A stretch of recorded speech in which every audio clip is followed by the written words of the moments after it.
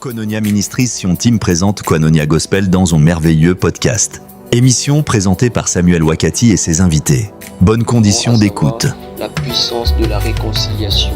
Et nous espérons qu'au travers de ce moment, nous serons bénis, nous serons édifiés. Et le Seigneur ne manquera pas de nous faire du bien. Et dans la puissance de la réconciliation, nous aimerons dire à chacun de nous sur la nécessité, l'importance et la force même de la réconciliation que le Seigneur a ouvert pour chacun de nous. Et trop de conflits dans le monde dérangent le monde d'aujourd'hui, sans parler de deux guerres mondiales, de la guerre froide, des maux qui gangrènent le monde, les conflits internationaux, la misère, la précarité, la pauvreté. Et cela a pour raison le manque de la réconciliation au sein du monde, même aussi au sein même des organismes parfois dites chrétiennes. Et cette carence qui est occasionnée par l'homme depuis les jardins d'Éden jusqu'à aujourd'hui est aussi voulue par Dieu et redoutable et laisse malheureusement des traces malheureuses. Cependant, malgré la présence de cette puissance qui a pour objectif contrer la présence de la paix, la présence de l'unité voulue aussi au moyen de la réconciliation, le Seigneur montre par sa parole incessamment restauration qui se sont passées par le biais ou par le canal de la réconciliation, entre autres entre la réconciliation entre Jacob et Ésaü, entre Joseph et ses frères, entre Jephthé, ses frères de Marie. Cette réconciliation est possible pour faire rajeunir, pour restaurer ce qui était perdu. Et Dieu le veut pour moi, Dieu le veut pour toi. Avant de conclure, que nous puissions lire la parole de Dieu dans le livre des Corinthiens au chapitre 5, le verset 17, et nous allons descendre. Si quelqu'un est en Christ, il est une nouvelle créature, les choses anciennes sont passées, voici toutes choses sont devenues nouvelles. Et tout cela vient de Dieu qui nous a réconciliés avec lui par Christ et qui nous a donné le ministère de la réconciliation. Car Dieu était en Christ, réconciliant le monde avec lui-même, en n'imputant point aux hommes leurs offenses. Et il a mis en nous la parole de la réconciliation. Et 20, il nous est dit ceci. Nous faisons donc le fonction d'ambassadeur pour Christ, comme si Dieu exhortait par nous.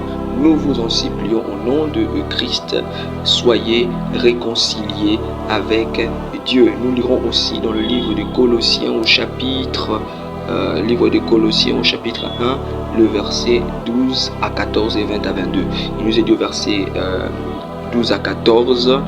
Rendez grâce au Père qui vous a rendu capable d'avoir part à l'héritage des saints dans la lumière, qui nous a délivrés de la puissance des ténèbres et nous a transportés dans le royaume du Fils de son amour, en qui nous avons la rédemption, la rémission de péchés. 20 à 22, il nous est dit ceci.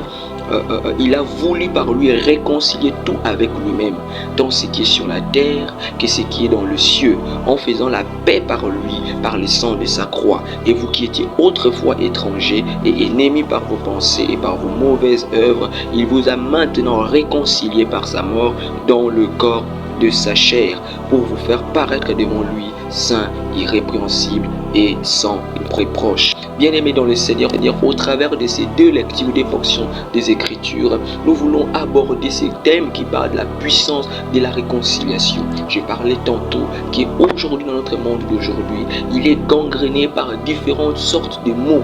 Et parmi ces mots, il y a une raison très importante qui les fait perdurer, à savoir le manque de la réconciliation. Et au-delà des mots qui gangrènent le monde aujourd'hui, ces mots-là tirent leur origine du désastre originel qui est à l'origine de tous les maux qui sont actuellement, à savoir la rébellion de l'homme au devant de Dieu, la rébellion de l'homme au devant de Dieu, au travers Adam qui s'est rébellé à l'ordre de Dieu, il s'est séparé de Dieu, il s'est souillé, il s'est rendu inimitié avec Dieu et sa volonté. Il s'est séparé de Dieu, il s'est éloigné de Dieu.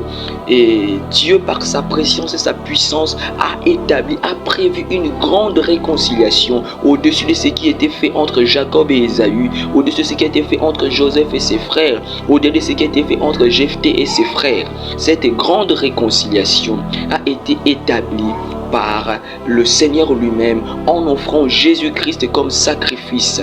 Il est l'image de cet animal qui était donné pour couvrir Adam et Ève après avoir péché contre Dieu. Il est le serpent d'airain qui a été élevé pour que tout celui qui le regarde soit sauvé. Il est aussi cet animal qui a été donné à la place d'Isaac. Il est le bois qui a été jeté selon 2 Rois chapitre 6 verset 6 dans l'eau afin que le fer puisse en ressortir, comme il est écrit dans Galates 3 le verset 13. Maudit soit celui qui est pendu au bois. Il a accepté les bois. Pourquoi? Pour créer la grande réconciliation. Et cette grande réconciliation a été rendue possible par le sacrifice de Jésus-Christ. Depuis le péché de notre ancêtre Adam, il y avait inimitié entre nous et Dieu. Il n'y avait pas d'entente entre nous et Dieu. C'est pour cela, au travers du sacrifice de Jésus-Christ, la parole de Dieu nous dit dans le Colossiens chapitre 12 de rendre grâce à Dieu qui nous a permis d'avoir part à l'héritage des saints, qui nous a même délivrés de puissance de ténèbres et nous a transportés dans le royaume de son amour, en qui nous avons la rédemption et la rémission de péchés. Car lui-même, Dieu, il a voulu nous réconcilier, non seulement nous, mais tout ce qui était sur la terre avec lui, en faisant la paix. Par quel moyen? Par le sang de la croix. Ainsi, nous qui étions autrefois pécheurs, nous étions pécheurs par de notre ancêtre Adam, par notre façon de vivre. Dieu Tout-Puissant a voulu nous réconcilier par la mort de son Fils Jésus-Christ. Et par la mort de Jésus-Christ, la puissance de Dieu s'est révélée en nous attirant à lui, en nous rendant, comme il nous est dit au verset 22, saints, irrépréhensibles et sans reproche. Ô combien bien-aimés aujourd'hui, il est important de nous rapprocher de cette occasion de pouvoir encore réunir nos vies à la volonté de Dieu, à savoir vivre dans la réconciliation avec Dieu. Car dans la réconciliation avec Dieu, nous qui étions autrefois pécheurs, loin de Dieu, dans la mort éternelle, destinés à la mort éternelle, à la vie du malheur, de la destruction, de la mort éternelle en enfer. Mais par le don de Jésus, nous sommes rapprochés du salut. Nous sommes maintenant saints, irrépréhensibles et sans reproche. Et personne ne peut nous accuser car le Seigneur nous a sauvés. Personne ne peut t'accuser parce que Jésus-Christ t'a sauvé par le sang de sa chair. Il t'a ouvert la porte de la réconciliation, la porte de la restauration.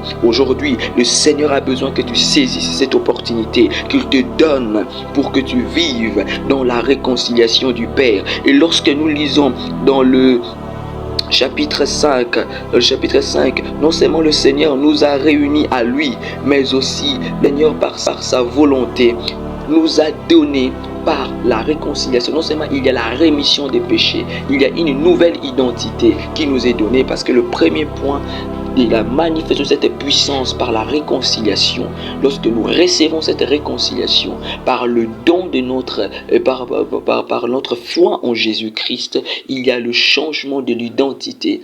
Nous sommes saints, nous sommes sans reproche, nous sommes irrépréhensibles. Mais aussi, la Bible nous révèle dans 2 Corinthiens chapitre 5 que le Seigneur nous accorde une nouvelle responsabilité, à savoir, car Dieu était en Christ, comme dit dans 2 Corinthiens chapitre 5, le verset 19, car